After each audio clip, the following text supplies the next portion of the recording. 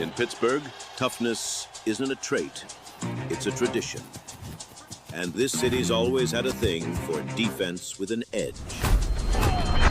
Now there's a new name stepping into the black and gold. Shutdown corner, relentless competitor. A walking chip on his shoulder with 4 wheels and no brakes. He talks loud, he hits harder. He didn't come to change what Pittsburgh stands for. He came to show he belongs in it. Steel sharpens steel, and the Steelers just got sharper. Today on With the First Pick, we're breaking some news, and Jalen Ramsey broke the news for us. He is headed to Pittsburgh. I'm Ryan Wilson. That smiling face you see is 2-time Super Bowl champ with the Pittsburgh Steelers, Bryant McFadden. Born and raised in South Florida. So you have your toes on both sides of the pool here, B-Mac. Your first impressions of Jalen Ramsey leaving Miami for Pittsburgh, and I should give the trade details quickly as well because Jonnu Smith, tight end, is coming with him to Pittsburgh, along with a 7th-round pick. And going the other way, and I was shocked to find this out because it came out in drips and drabs, Minkah Fitzpatrick is headed back to the team that drafted him, the Miami Dolphins, along with a 5th-round pick. Jonnu is 29. He'll be 30 in a few weeks. Jalen Ramsey is 30. He'll be 31 during the season. Minkah is 28. He'll be 29 during the season. So your first thoughts, and let's start with Jalen and Jonnu headed north to Western PA. Well, my first thoughts, honestly, Ryan, I was a bit surprised because it felt like Pittsburgh was definitely a solid suitor to potentially get Jalen Ramsey. And then we started to hear different speculations coming from different media outlets saying that he would probably go out west, right? So then, of course, I'm like, well, Pittsburgh might not have a shot. And then hearing it a few hours ago was like, wow, it actually happened. And to your point, adding Jonnu Smith, who had a career year for the Miami Dolphins, especially in a situation where they were dealing with so many injuries to their pass catchers, Jonnu stepped up big time. It was a big-time difference maker for the Dolphins. And we saw Pittsburgh trying to get Jonnu before the deal actually happened today. So he was a player they identified like, yo, we want him. We want to add Jonnu to what we already have offensively, especially already having Pat there. You know, he could really be a big contributor. So adding him to the piece as well was a surprise because I thought it would be just one player being moved up to Allegheny County in Pittsburgh. But now seeing Jonnu, I was like, whoa, okay, that's a little added, extra in terms of what I thought I would see. Yeah, it was curious the way the news broke because we heard from the regular newsbreakers, including our own Jonathan Jones, and it was just that Jalen was headed north, no trade compensation, no certainly mention of Minkah going back south. So I didn't know what this was going to look like and what it was going to cost because the elephant in the room is this. Whatever the cost, it cannot be a first-round pick in 2026 because you have to draft a quarterback. We can talk about that at some other point. But the other issue is that Minkah's leaving and the secondary, I don't know if the secondary got better. Did the secondary get better? You know what? Now that right there threw a whole wrench into my excitement because I'm like, wow, we got Jalen, we got Jonnu. I mean, we really fleeced the Miami Dolphins. And then in the 25th hour, we see, oh, by the way, Minkah Fitzpatrick is now going to Miami. I was like, oh, wait a minute. Because now think about this, Ryan, and my mindset was probably the same mindset for most of the Steeler fans, right? You started looking at the depth chart. Now we got Slay, Porter Jr., Ramsey, Minkah, Elliott, secondary. We're looking for smoke. But then hearing Minkah is now being moved, I'm like, dang, I didn't really expect that. But I can say this. If you look at Deshaun Elliott, he was our best safety from a year ago. He really exceeded the expectations. He played so well, they gave him an extension, right? Then you brought in Juan Thornhill, who's played a lot of football. I'm not saying he's a Minkah Fitzpatrick type, but he's played a lot of football. So now also it made me think about what will the role be for Jalen Ramsey? Because Jalen Ramsey, he's a bit older, in terms of his NFL career. Will he be playing cornerback or will they utilize him similar to, how they used Pat Peterson when he was there? Pat played everywhere. Pat was he played safety, he played nickel, he played dime. So now exactly what will the role be for Jalen Ramsey knowing that Minkah Fitzpatrick is no longer there? And that's the question. And Jalen Ramsey is a dog. He went to Florida State like you did, first-round pick. He's played all over the place. He won a Super Bowl with the Rams, played with the Jaguars, currently in South Florida with the Dolphins, and making his way up north, as we just saw. And let me ask you this. If you're the Steelers, would you have rather acquired Jair Alexander like the Ravens did, the rival in the AFC North, the best team in the AFC North as we sit here, and just have to pay that salary and keep Minkah? Or does this deal, Jonnu plus Jalen for Minkah, are you okay with that? I mean, if you can get the cheaper player and the younger player, who is Jair Alexander, that's a no-brainer. And you keep one of your top defenders in the secondary and being Minkah Fitzpatrick, no question. That would be an easy given. Because you look at what Jair Alexander is receiving from Baltimore, correct me if I'm wrong, Ryan, it's only $6 million. Right. I think it's a one-year deal, right? 1-year deal, $6 million. That's a lot of bang for your buck if you're the Baltimore Ravens. You run. But also we have to remember this. Jair wanted to go to Baltimore. He could have got more money from any other organization. It was his desire to go to Baltimore that led to that team-friendly deal for the Baltimore Ravens. But if you're the Pittsburgh Steelers, you look at it like this, right? You want to improve your defense, and people can say whatever they want to say about Jalen, his age, and seeing some decline in production a year ago. Clearly he wasn't 100% healthy. That's one thing. But number two, the experience and just the ability that he brings to a secondary in which you will see the likes of Joe Burrow, Jamar Chase, T. Higgins twice a year, right? You got to have guys in the secondary that can cover. You're playing in a division where you see a potential MVP type player in Lamar Jackson, along with what he has at the pass catching position as well. So you have to have guys that can cover. And the thing that you hit on, the attitude that Jalen Ramsey plays with. He's an old school defensive back. It's not just about covering for him. He plays with the attitude, but he loves to tackle. Right. He is a guy that loves to get physical. And the intro into the show was ideal for Jalen Ramsey. The music, the verbiage, everything that Pittsburgh embodies, that's who Jalen Ramsey is. Let me ask you this, because your rookie season was 2005. When you came in, Ike Taylor was year 3 cornerback, Troy Polamalu year 3 safety. How helpful is someone like Jalen Ramsey going to be for Joey Porter Jr., who's now going into year 3 and had to see everyone's number one 17 weeks in a row last year? Because I'd imagine that's going to make his life a little easier. Very, very helpful. And we can't forget about Darius Slay. He's there as well. So you're talking about an abundance of experience. And you can say whatever you want to say about Darius being older. He played really, really good football for the Eagles last year, especially in the playoffs.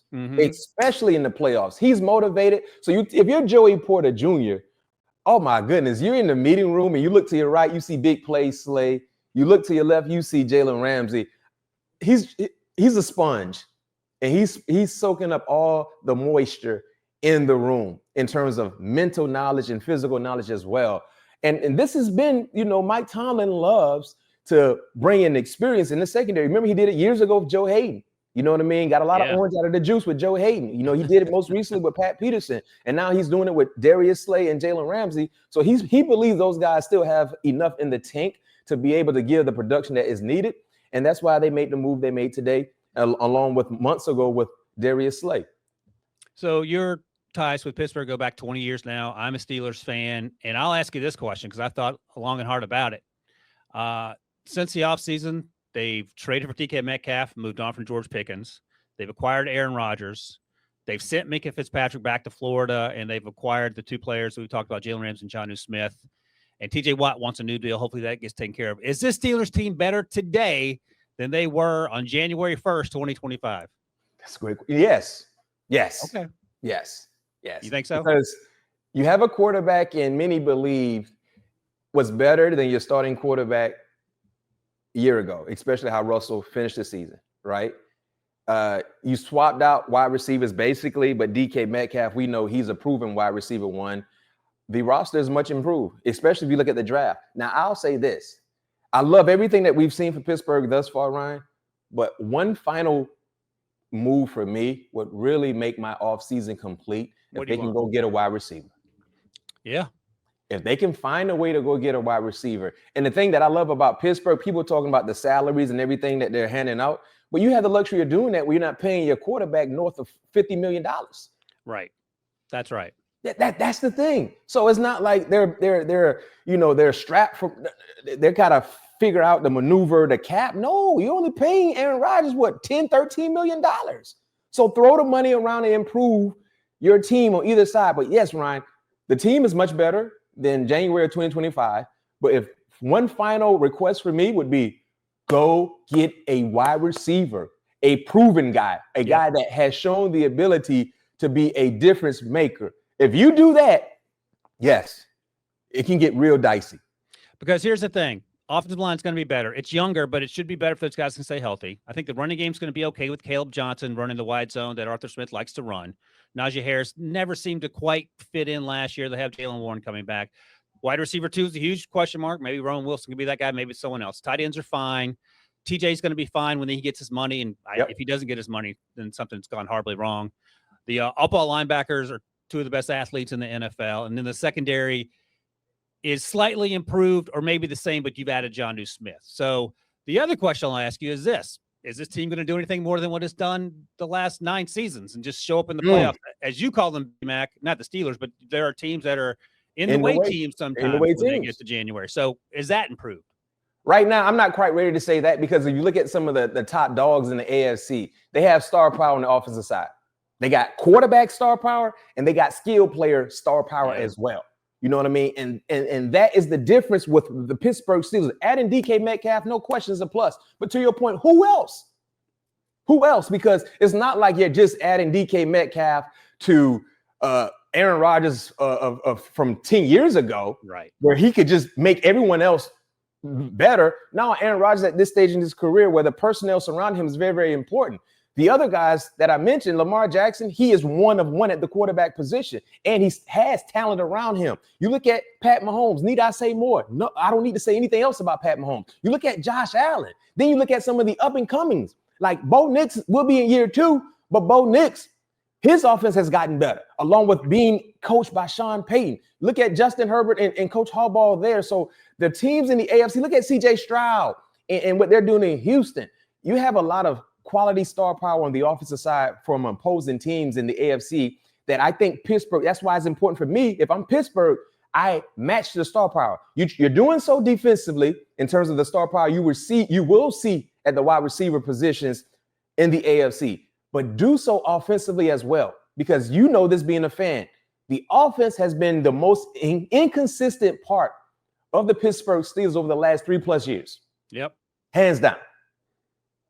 Yeah, and in fact, that year that the team started 12-0 or 13-0, they were just dinking and dunking because the offensive line, Big Ben's last year, next to last year, and then they signed, they drafted Kenny Pickett in 2022, and you and I were at that draft together, and that was a surprise in the moment, and it remained a surprise throughout his tenure.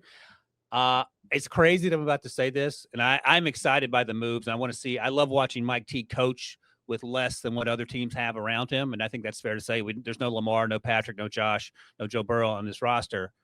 But I'm also at the point where if this team wins 5 games and they get Arch Manning, you might not hear me complain a lot. Now, I would like to see them win 10 games and win a playoff game, but it hadn't happened in a while. Yeah. That's a conversation for another time, I think. But I'm tired of drafting QB4 is what I'm saying. And the thing is about this upcoming draft, regardless what happens during the season, they have so many picks where they can kind of get, put up a package to try to go get that potential quarterback of the future. And get this, Ryan, you know this, the draft will be in Pittsburgh in 2026. That's right. You so can't if there's an opportunity to get aggressive and roll the dice, what better place to do so than in Pittsburgh if you're the Steelers in terms of packaging up something nice to try to move up to go get that quarterback of the future. You know, it's funny, B-Mac, I keep saying I don't want to talk about Arch Manning because I think he's going to head back to school, but I keep talking about Arch Manning, especially if I'm trying to get him to Western PA because we saw what his uncles did with those 3 Super Bowls. So we'll see. But for now, all right, we'll grade the trade from the Steelers' perspective. Dolphins fans might be watching this and be upset that we're not talking about Miami's side of it, but we'll do that later. But what's your grade for the Steelers just on this trade? I'll say a B. Yeah, I go B. And the reason why I go B is because you got 2 legit starters, right? Now we know Pat Freiermuth is the starting tight end 1, but in terms of personnel, going 12 personnel, you can go out there with 12 personnel and run the football, throw the football, and be effective either way. That's a plus. Number two, you got another starter in the secondary, regardless of what his position will be. And I think we will all figure that out or find that out as training camp gets closer. But you got a legit starter as well in Jalen Ramsey. The reason why I didn't go any higher than a B, losing Minkah Fitzpatrick, right? Just the potential, the big play making ability that he has shown in Pittsburgh. And you said he's still 28 years old. Still 28 years old. Like, he became a fan favorite in Pittsburgh because of how good he's played. You know what I mean? People were just throwing out, oh, he resembles Troy Polamalu, you know, in terms of what he was doing and how he was breaking off the post and picking passes off. And just knowing that that's not going to be there anymore, it's going to take some time to get over. But all in all, I don't think it was a bad move, because I think Pittsburgh, they have a plan in place and how they're going to utilize Jonnu and how they're going to utilize Jalen Ramsey. And I think both cases, they were thoroughly thought through in terms of them feeling comfortable in making the move they did today. I agree. I'm with you on a B. And the funny thing is, when I saw the details of the trade come out later and it included Minkah's name, I had to triple check the people that were tweeting it to make sure it wasn't a fake account, because I was like, this seems crazy. But a B, I think, that's fair. I think that's fair for the Steelers. And if you're the Dolphins, it might be even a little higher than that. You're getting a player back, getting rid of Jalen's salary. He didn't want to be there. You get a 5th round pick. But for now, that's it. Emergency podcast with the first pick.